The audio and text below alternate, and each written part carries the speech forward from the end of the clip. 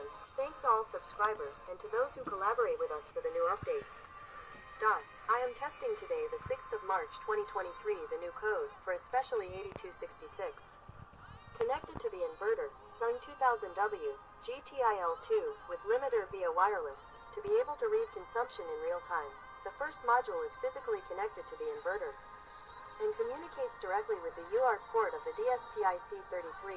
The second, especially 8266 module, mounts a display and receives the data flow via Wi-Fi connection leaning on your router. This was done to have a long communication distance. This code was published last year on GitHub on December 19, 2022. With this code we can also view everything from a web page. So we can also use only one, especially 8266 module. In the next developments we will send a voltage from 0 to 1.67 volts to control the inverter and also correct the basic firmware errors.